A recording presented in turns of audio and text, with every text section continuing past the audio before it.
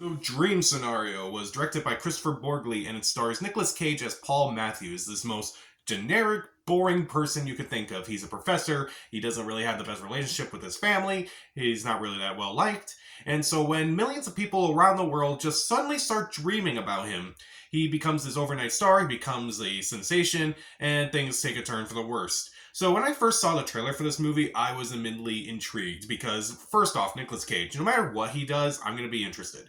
Second, it was an A24 movie. Usually I like A24's movies. And lastly, because of the premise, I thought it sounded very interesting. It's like, okay, let's see what happens. Like, okay, this guy keeps randomly appearing in people's dreams. Where does this go? And I'm going to be honest, when I walked out of it, I was a little let down by it. Because, like, I think mainly because the last act kind of disappointed me, but I'll get into that towards the end of the video. But I will be fair and I will talk about the things I do like about this movie first. First off, Nicolas Cage, I do think is really good in this movie. He is fantastic in this movie. I do like his character. I do like all the stuff that he kind of goes through. He has so many. He's really funny in this movie. He hasn't been this funny in a while. And I think he's really good. I think he's a blast in this movie. Some of the other actors do a really good job too. Julianne Nicholson plays Nicolas Cage's wife in the movie. I thought she did a decent job. Other people kind of appear in this movie. Tim Meadows appears as Nick Cage's friend in this movie. He does an alright job.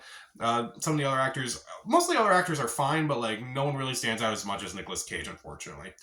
I will say this movie is absolutely hilarious. There are a lot of moments where I was laughing throughout it, and there were so many moments where it kind of caught me off guard by how funny it was and like how subtly funny it can be, how dry it can be, how dry and funny it can be. It's like that also really worked for me. I didn't laugh as much as something like say American Fiction, but when it got me, it got me. And thankfully, a lot of the jokes in the trailer are a lot of the jokes in the movie are not in the trailer, and I did like that. Also, I do kind of think the cinematography is very well done. It kind of looks very, it kind of does look like it's shot on film, even though a lot of film is not. A lot of movies are now shot in digital.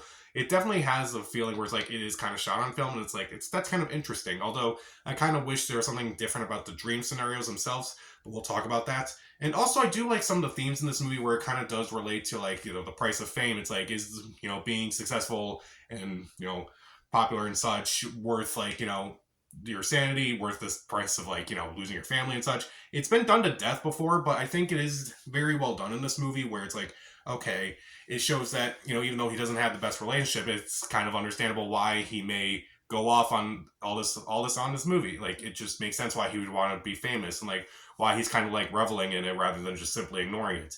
It's actually very well done, and I do think it is very fascinating to see. But even though that theme is kind of interesting, there are a few other themes in this movie that I think are just kind of jumbled.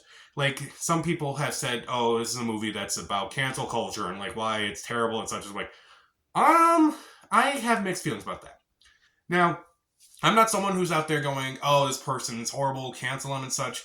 But I feel like a lot of the cancel culture stuff in this movie is not really like thought out, and I feel like people who are reading that maybe not like they may not be understanding it completely.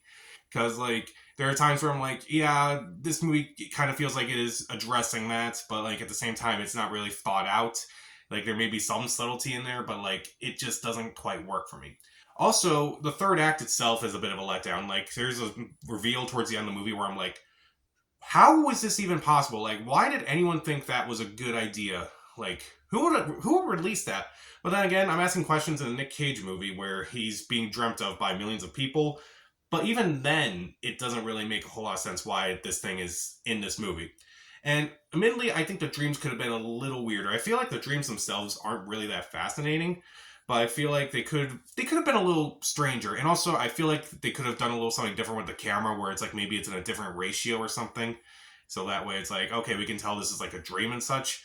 But other than that, I do think this movie has a fascinating idea, a great lead performance by Nicolas Cage. But personally, because the last act kind of like drags the movie, I don't know if I can fully recommend watching it. And I do think a lot of the themes themselves are a bit messy at times. And I'm like, maybe like the movie has a lot of great ideas, just it can't execute them well, unfortunately. So even though Nicolas Cage is fantastic in this movie, the other actors do a good job, like Julianne Nicholson, Tim Meadows, even Michael Cera surprisingly does a really good job in this movie. Michael Cera's having a decent year in very small supporting roles. Good for him. The actors who play his kids are pretty good. It is pretty funny throughout, and I do think some of the themes and cinematography are interesting. But I wish the third act was a bit, clearer and clear. It just felt like I wish there were better ways, either drop these ideas or try to develop them further, because I felt like some of the ideas just weren't entirely there. It's like, maybe it's like a dream. It doesn't entirely make sense, and maybe, I don't know, you'll remember parts of it, but you probably won't remember the whole, and you probably won't understand the meaning too much of it.